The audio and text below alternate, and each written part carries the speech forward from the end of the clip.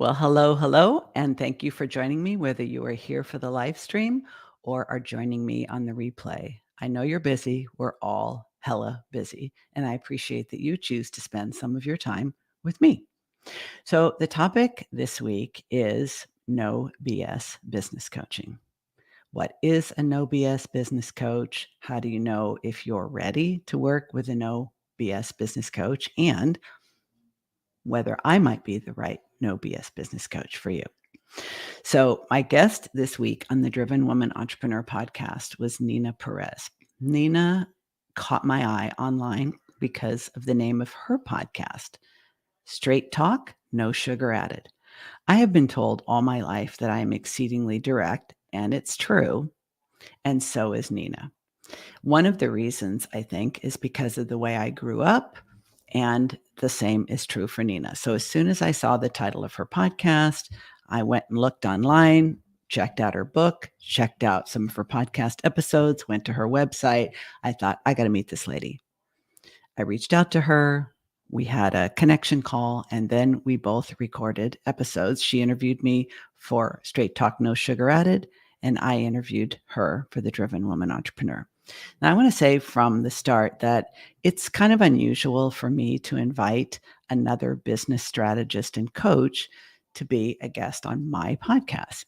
Reason being is my podcast exists for two reasons. No, three reasons. One, for me to serve people all over the world who will never be in a position to hire me.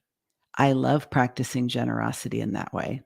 I have a master's degree in social work. I was a social worker and social work professor, a clinical director of a mental health agency for children and families. And that's just part of my makeup. I like being generous with my skills in helping others. And the podcast allows me to help other female entrepreneurs who will never be my clients. And I love that. I also use the podcast to generate potential leads for people who actually might want to work with me. And it's a way for them to get accustomed to my voice, to my perspective, to my skill set, and to kind of, in a way, try before they buy. But I also use the podcast as a way to network with other female solopreneurs who work primarily with women. Same is true of Nina. And she gave me an opportunity to really think about something that I've been thinking about for a while. And I've also talked about on another episode or two of the podcast with another friend of mine, Nicole Lewis Keeber. And that is trauma. Nicole Lewis Keeber is an expert on the intersection between trauma and entrepreneurship. She's extremely knowledgeable about this, and I really defer to her wisdom in this topic. But I do notice that a lot of entrepreneurs have a trauma history. Well, let's put it this way. Most humans have a trauma history. And of course, entrepreneurs are humans. Now, what they don't know about trauma and how it affected them, they're going to carry forward with them through life. They're going to carry it forward in their self-esteem and the expectations they set of themselves. They're going to carry it forward in their relationships, and they will carry it forward in their business. What they think is possible, how they deal with risk and failure, the relationships they have with customers or clients, team members, and so forth. So one of the things that attracted me to Nina and deciding to get to know Nina was that she is very open about the fact that she had a very challenging childhood. Her book is called Hit Me With Your Best Shot, How I Overcame a Challenging Childhood. And she's a badass. And I do notice that a lot of the women that I meet that I really think of as badasses, and I consider myself one, have a history of challenges and trauma that they overcame in childhood. So I think it's part of what makes her strong, direct, determined, and she holds space for people to be where they are, but she also holds the bar for them to rise to. And I think there was a lot of synergy between the two of us in this interview. We had a lot of fun. We have already talked about collaborating with one another again in the future. And I think I refer to myself as a no BS coach. And I'm not sure if she does or not. I think maybe she does. But it brings to mind, when people see that no BS business coach, or I will sometimes refer to myself as a no BS therapist turned business coach. Like, what does that actually mean? When you refer to yourself as a no BS therapist turned coach or a no BS coach, does that mean that other coaches are full of BS? Well, let's start with that. See, I decided to leave the field of psychotherapy starting in 2015. And by 2017, I had closed my practice and made the change. I literally let go of my business and started marketing myself as a coach and put my license to be a therapist on hold. So it's been about 5 years. And in that time, I've really come to have a perspective about the coaching industry, and a lot of it's critical.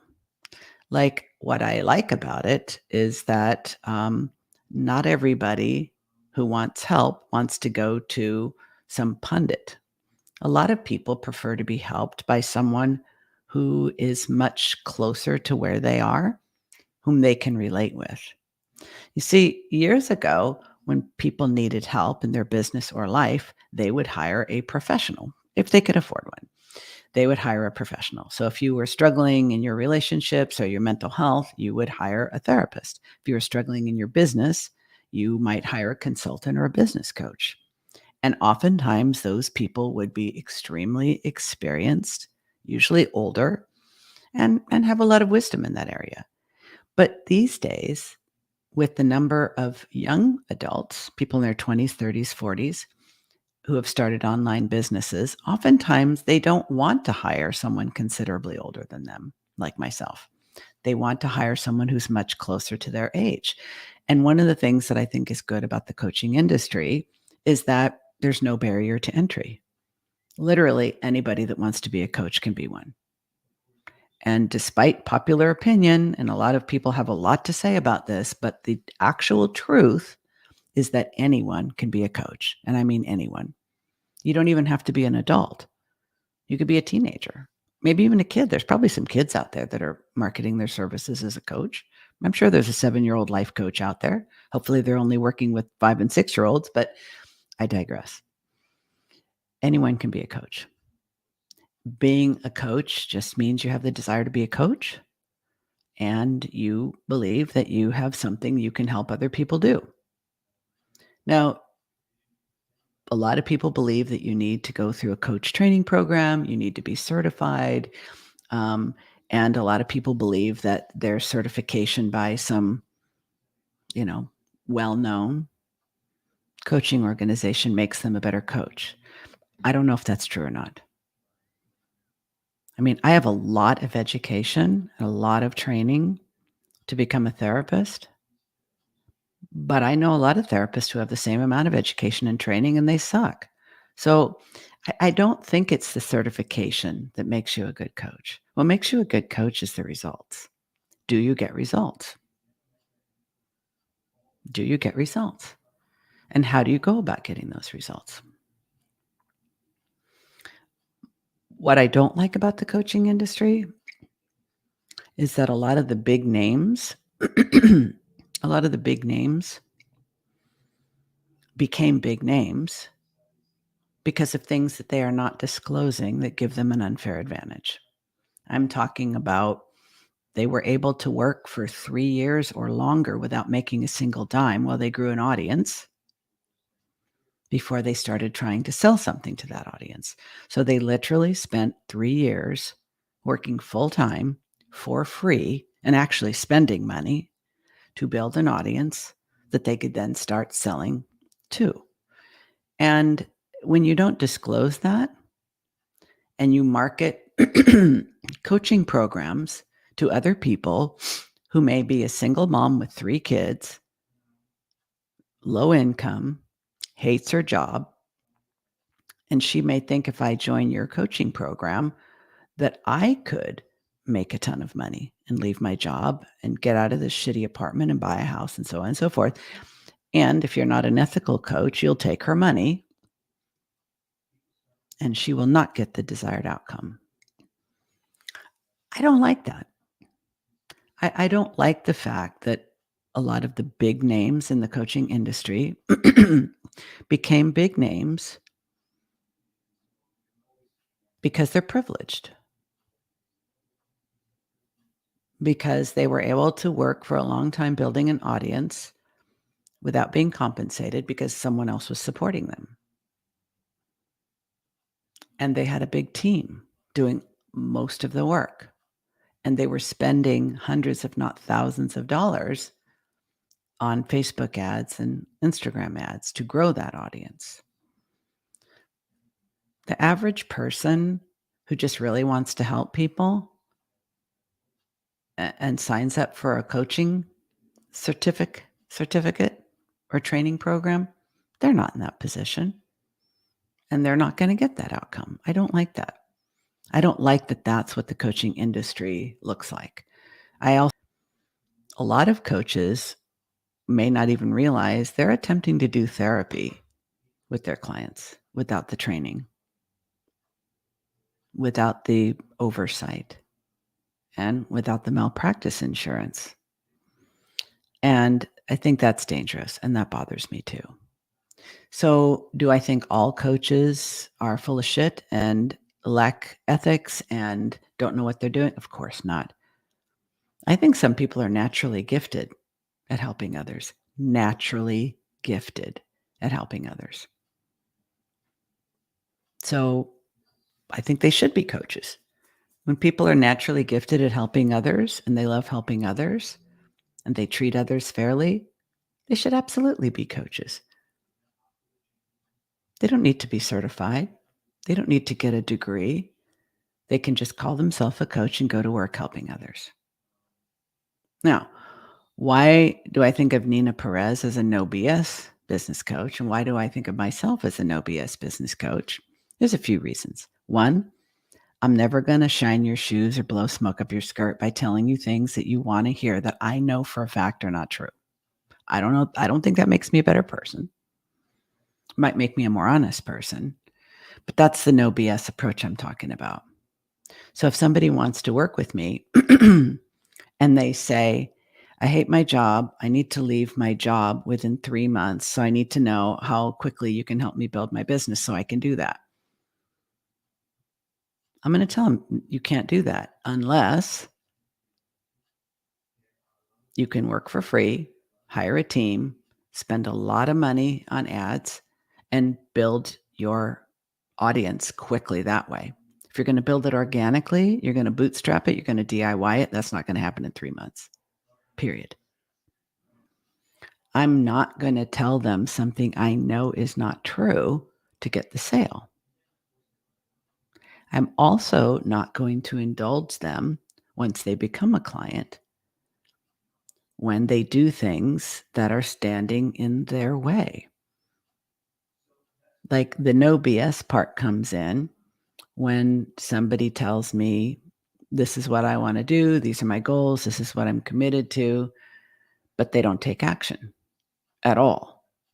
Or they take action in the opposite direction of what they committed to.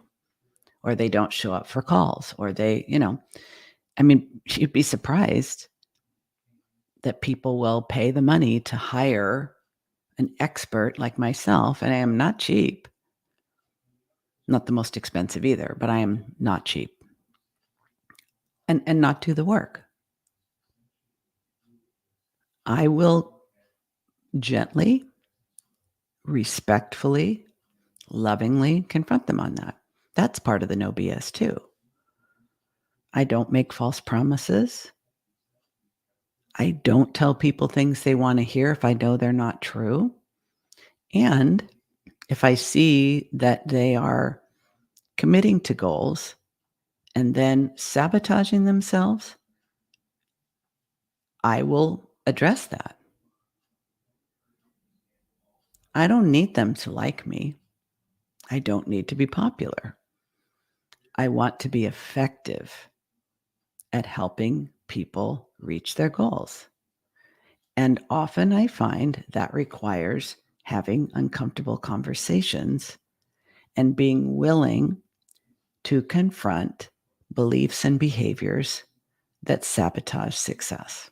Now, I happen to have the skill, the training, a ton of experience in understanding human behavior and all the reasons why we set goals and fail to achieve them.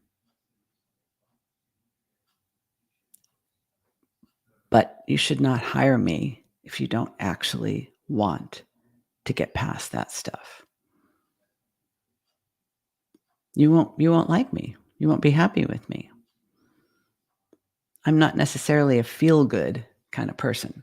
Now, for the right person, for the person who works hard, really has skin in the game, truly wants to succeed beyond the level that they are currently succeeding, and they're serious about it, they're going to freaking love me because they will understand the beliefs and behaviors that they have that they're not even aware of or they attribute to other things that are actually interfering with their ability to reach their goals. Whether that's growing their business, getting more clients, being more profitable, whatever it is. I don't play at business. It's not like dress up, you know? And that's another part of the coaching industry I don't like to associate with. The number of people who become part of a group of coaches for the social life. I think of it like people who go to church for the social life when they don't actually believe in God or read the Bible. Makes no sense to me. I like to work with people who are serious, not like overly serious. I have a lot of fun with my clients. In fact, both my husband and I work full time from home, different ends of the home, but he often comments how often I'm laughing with my clients because we all do things that interfere with our ability to be happy, healthy, and fulfilled. We all do. Me too. And I kind of like to make light of human nature. I call the brain a lazy motherfucker and things like that because the more I can destigmatize the way we all get in our own frickin' way, the more I can alleviate shame. And shame is a huge buzzkill when it comes to success. So no BS business coaching is somebody who can accurately identify the problem, articulate the struggle, create the roadmap, give you guidance, support, and accountability, confront you on your nonsense, and help you choose better choices and think better thoughts. Some people tell me that makes me really scary. I guess if you don't really mean it, I guess if you just want to play at business, it's just kind of an expensive hobby. But if you're serious, if you're frustrated that you're working this hard and not further along, I may be exactly what you need. I may be refreshing and a breath of fresh air because I don't beat around the bush. I don't tell you things that aren't true. I don't tell you things that you want to hear to make you feel better. I help you laugh at yourself, learn about yourself, lead with your strengths, burnout proof your business, and become more profitable with a business that's built on your very own brilliance. I love it. I absolutely love it. I feel like it is my mission. It is my purpose. It is my calling. It is my legacy. Now, if that sounds scary as shit, you've probably stopped listening before now. But if it sounds like I think that approach would work for me. You're probably right. You're probably right. I'm not nearly as scary as I sometimes told I am. And your success is my driver, helping you climb over the obstacles and hurdles that you have unconsciously put in your own way, or simply they exist and you don't know how to navigate them. I will help you dismantle that stuff. I love seeing other women succeed. I love partnering with them to make that possible. When they win, I feel completely fulfilled. I even love helping women succeed at levels far greater than anything I've done. And that's another thing about the No BS business coach. She's never jealous. She's never jealous of other women. She's never jealous of you.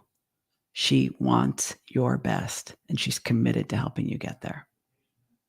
So if you're ready for that, I invite you to visit my website, Diane Wingert Coaching. And remember, Diane is Diann. Look around, have a listen to some episodes of the podcast if you haven't already done so, and click the Work With Me button. I've already warned you, I'm not cheap, but I've been told by many, many people, and you can read the testimonials on the website, that I'm worth way more than I charge. That's an open invitation. If no BS is what you want and what you need, I'm your girl. Thanks for being here today. Hope to hear from you.